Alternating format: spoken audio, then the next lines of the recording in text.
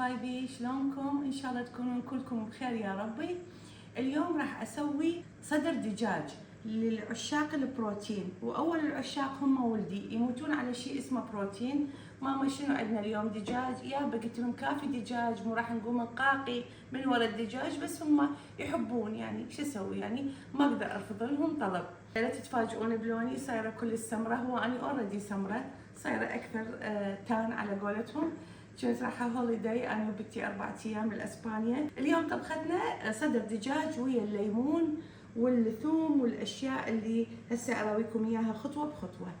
اليوم طبختي هي صدر دجاج ويا الليمون والثوم والبصل، فشي كلش طيب. هذا شنو اسوي؟ كله انظفه. اوكي، هسه شنو اشرحه؟ الصدر الدجاج اسويه هيجي، بعدين هيك. ليش؟ على مود الملح والبهارات اللي راح احطها تتداخل يعني ويا صدر الدجاج. اسوي لكم قطعه ثانيه على مود تشوفون مضبوط. هاي الزوائد كلها تنقاص، غسلته اني، حطيت عليه شويه خل ابيض بس على مود ريحه الدجاج تروح. هياتها هيك، واحطها بالصينيه. زين، البهارات لهاي الاكله هو بابريكا، اللي هذا احتفظت بهذا الكيس على مود اراويكم اياه، فلفل اسود وملح. زين، واللي يحبه اكثر بحراره يقدر يعني يحط عليه فلفل حار. ليمون مثلا. هسه نحط البابريكا بنكهه طيبه.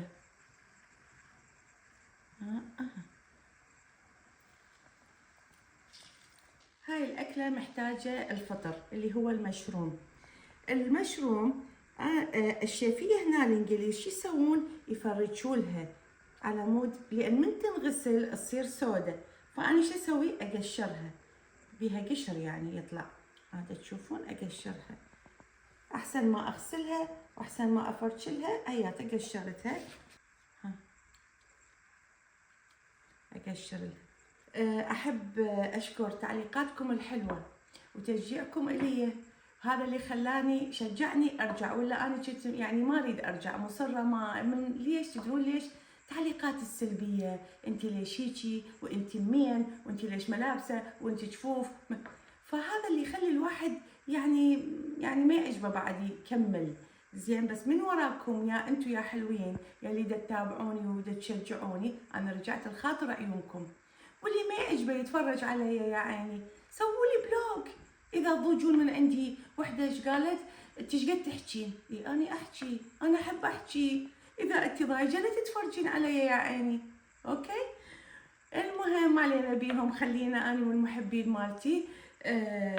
راح اسوي خطوه خطوه واراويكم شلون تطلع الاكله. نحكي على السمار. اني سمره اوريدي، بس يضربني الشمس اصير اكثر سمره. زين، يعني بس النسمه الحاره راسا اني يسويني اسمر كلش.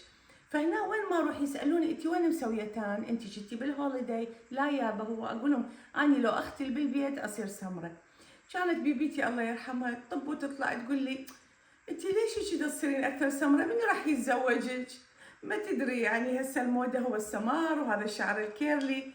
تعرفون بالعراق كانوا يحبون البيضه، من يروحون يخطبون وحده بيضه، من يروحون يشوفوها سمره بيها ونه سمره. يعني مثلي اني، ما يدرون هسه هي الموضه هاي، الناس تقعد جوا الشمس تحترق بس على مود تصير سمره اللي مثلي. هسه نقطع البصل شرائح مثل ما تشوفون هيجي، وارجع اقول لكم ترى انا مو شيف، هيجي اقص يا دوب دا تطبخ لولدها.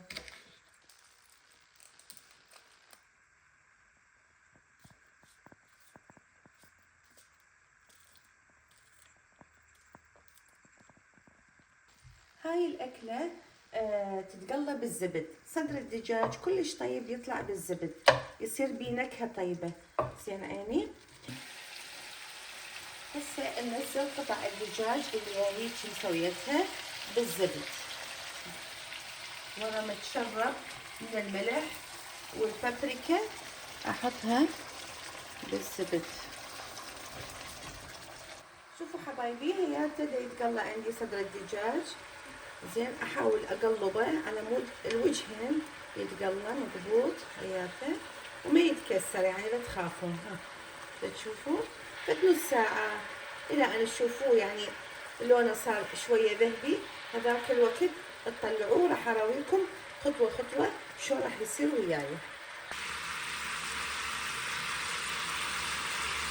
شوفوا حبايبي، هسه تقلى عندي صدر الدجاج بالزبد وياته. زين لونه صار حلو وذهبي، واحتفظت شويه من المي اللي طلع من عنده على مود احطه بعدين الطبخه. وهنا دا اسلق شويه لوز، احب اقلي لوز واحطه على التمه. زين حياتي تشوفوا اطلعه صدر الدجاج، وماكو داعي اغسل الطاوه. ليش؟ لان بيها طعم، فيها طعم الدجاج. هسه بنفس الطاوه اللي استعملتها لقلي صدر الدجاج احط زبد على مود شنو اقلي البصل والثوم.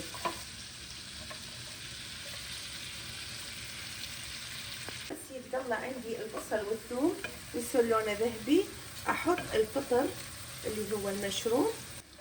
هسه من دا يتقلى عندي البصل والثوم، طبعا الريحه تخبل، انزل الفطر واحط ملح، لأن الفطر يحب الملح. وبالنهاية حسب الرغبة، كل وحدة لها طريقتها الخاصة، حسب الرغبة وحسب الذوق، هذا اختياري. هسه تطلع عندي البصل والثوم والفطر، أحط صدر الدجاج أصفطه فوقه، القطع اللي سويتوها اللي سويناها مع بعض. هذا المي لأن كله بنكهة احطه فوقه، وحتى هذا المي اللي اخذت من عنده شويه لان عباره عن زبد وبهارات احطه على الوجه.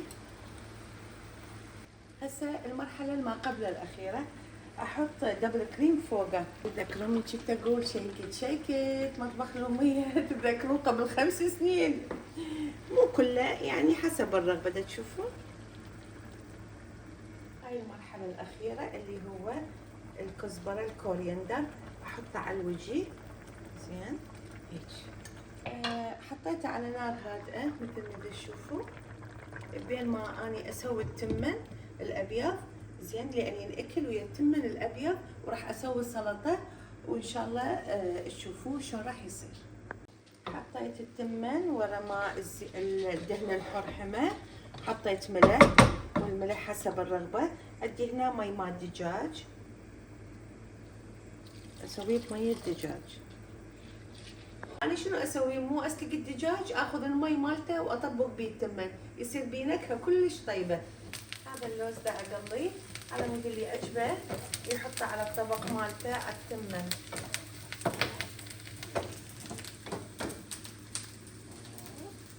حبايبي خلصت طبختي هذا اليوم اللي هي كانت صدر دجاج للي يحب البروتين، يعني هذا فول اوف بروتين على قولتهم. شوفوا شلون مستوي صاير يخبل. وسويت تمن، سويت سلطة اللي هي حطيت بيها جوز، دبس الرمان، حتى احط زعتر وياها، كلش طيبة تطلع. وان شاء الله حلقتي لهذا اليوم تعجبكم. مكانكم خالي وسهمكم العافية. تحياتي.